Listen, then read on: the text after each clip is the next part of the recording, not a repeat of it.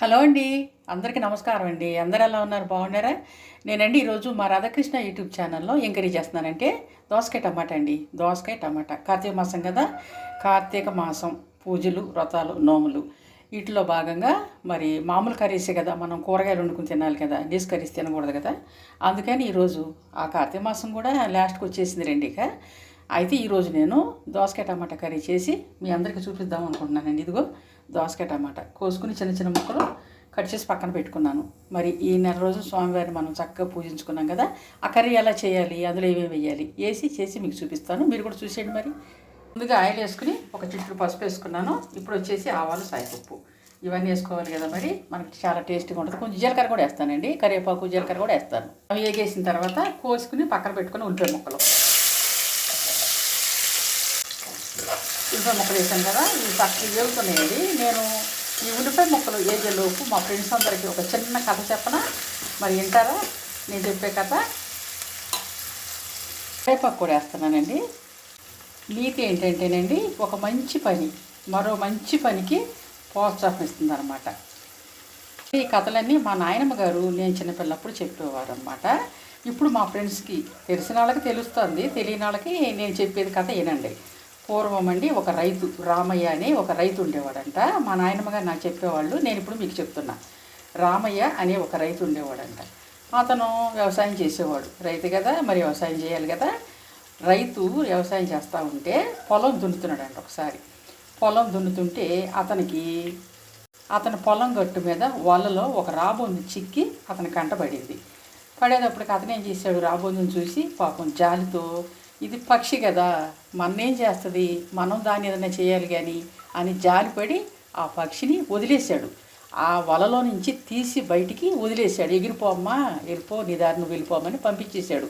చూసారా రైతు ఎంత మంచోడో. ఆ పక్షి కూడా ఎగురుకుంటూ సంతోషపడి, నేను వలలో చిక్కినా సరే రామయ్య నన్ను ఏమీ చేయలేదని సంతోషపడి వెళ్ళిపోయింది. తర్వాత రామయ్య కాసేపు పొలం దున్నాడు, అలసట వచ్చింది, భోజనం చేయాల్సిన సమయం మధ్యాహ్నప్పుడు. మరి అన్నాలు ఇంటికి రారు కదా, పొలం పట్టుకెళ్తారు కదా, రైతులు పొలమే పట్టుకెళ్తారండి. పట్టుకెళ్ళి అక్కడ భోజనం చేస్తారు. అయితే భోజనం చేసి కాసేపు నడుమాచుకుందాం, ఇప్పుడు దాకా అరక దున్నాను, కొన్ని ఏరియాలు అరక అంటారు, కొన్ని ఏరియాలో పొలం అంటారు. మా ఏరియాలో పొలం దున్నటం అంటాం. అయితే దున్నాను, అలసట వచ్చింది, కాసేపు విశ్రమిద్దామని చెప్పేసి ఒక చాటకి వెళ్ళి ఒక చెట్టు ఉంటే ఆ చెట్టు నీడన పడుకున్నాడు. పడుకునేటప్పుడు ఈలోపు పొలం కదా, పురుగు బుట్ట పాములు అవేవి తిరుగుతూ ఉంటాయి కదా. పాము వచ్చింది రామయ్య దగ్గరికి. రామయ్య నిద్రలో ఉన్నాడు, చూసుకోలేదు. పాము వచ్చి రామయ్యని కాటేద్దాం అనుకుంటే మరి ఏమనుకుందో అది రామయ్య చుట్టూ తిరుగుతుంది, కానీ రామయ్యకి తెలియదు. ఈలోపు రామయ్య వదిలేసిన రాబుంది ఉంది కదా, అది ఆ చెట్టు మీద కూర్చుని చూస్తుందంట. ఇందాక నన్ను వదిలేశాడు ఈ రైతు, నన్ను ఏమీ చేయకోకుండా, ఇప్పుడు ఆయనకు ఆపద వచ్చింది చూసావా అని చెప్పేసి కిందకు వచ్చి ఆ పాముని చక్కగా రెండు కాళ్ళతో పట్టేసుకుని దూరంగా తీసుకెళ్ళిపోయిందంట. దూరంగా ఎగురుకుంటా తీసుకెళ్ళిపోయి అక్కడ పావుని అక్కడ పడేసేసింది. ఈ సంగతి అంతా రామయ్యకి తెలియదు, పాము వచ్చిన సంగతి, మరి పాము రామయ్యని కాటేద్దాం అనుకున్న సంగతి ఇదంతా రామయ్యకి తెలియదు. ఈ అలసటకి ఏంటంటే ఈ పక్షి వచ్చి పాముని పట్టుకుని తీసుకెళ్ళిపోయి ఈ రెక్కల సప్పుడికి రామయ్య లేచి కూర్చున్నాడు. కూర్చుని చూసావా పక్షి ఎంత మంచిదో, ఇందాక నేను వదిలేశాను కాబట్టి పాము నన్ను కరవకోకుండా కాటేయకోకుండా నన్ను కాపాడింది అని చెప్పి రామయ్య ఎంతో సంతోషించాడు. పక్షికి రామయ్య చేసిన మేలుకి ఆ పక్షి రామయ్య రుణం ఉంచుకోకుండా ఎమ్మటే చూసారా ఎంత మేలు చేసిందో, తన ప్రాణాలు కాపాడింది. అట్లాగే ఈ కథలో నీతి ఏంటి, మనం ఎప్పుడు కూడా ఒకరికి ఉపకారం చేస్తే దేవుడు వాళ్ళే చేయాలన్న రూల్ ఏమీ లేదు, ఏదో ఒక రూపేణ ఆ స్వామి మనకి మేలే చేపిస్తాడు. అయితే ఈ కార్తీక మాసంలో చక్కగా అందరూ నోములు, వ్రతాలు, పూజలు చేసుకుని స్వామివారిని మనం పూజించుకుందాం.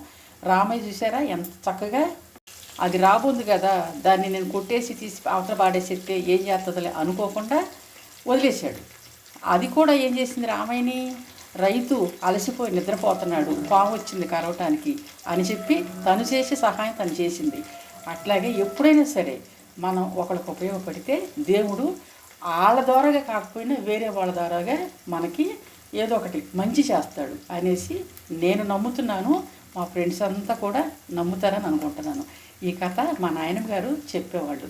నేను చెప్పిన ఈ కథ మీకు నచ్చినట్లయితే మా రాధాకృష్ణ యూట్యూబ్ ఛానల్లో నేను చెప్పాను కదా, మీకు నచ్చినట్లయితే లైక్ చేయండి, షేర్ చేయండి, సబ్స్క్రైబ్ చేసుకోండి మా రాధాకృష్ణ యూట్యూబ్ ఛానల్.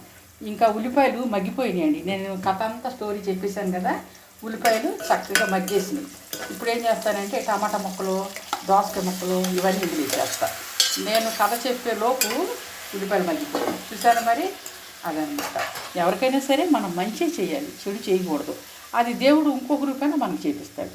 వాళ్ళంతటికి వాళ్ళు చేయకపోయినా ఉప్పేస్తున్నానండి.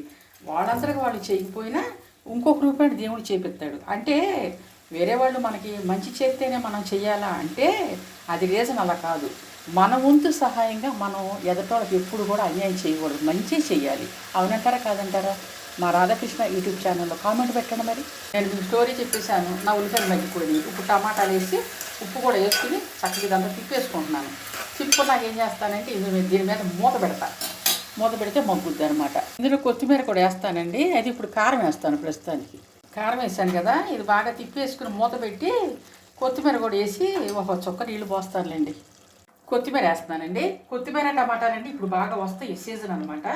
చాలా టేస్ట్గా ఉంటుంది. మీరు కూడా వేసుకోండి. కూర అయితే రెడీ అయిపోయిందండి. మా రాధాకృష్ణ యూట్యూబ్ ఛానల్లో నేను చేసిన కూరనే చూశారు. నేను చెప్పే కథ కూడా మీరు వింటారని నేను అనుకుంటున్నాను. ఇదిగోండి కూర ఇక కట్టేద్దాము. అయితే ఎగిరిపోయింది. ఈ మాత్రం పులుసు లేకపోతే అన్నంలో కలుపు తింటాక బాగోవాలి కదా. మా రాధాకృష్ణ యూట్యూబ్ ఛానల్ నేను చేసిన ఈ కూర మీకు నచ్చినట్లయితే దోసకాయ టమాటా కర్రీ అండి. కొత్తిమీర వేసాను, మరి అన్నీ వేసాను కదా.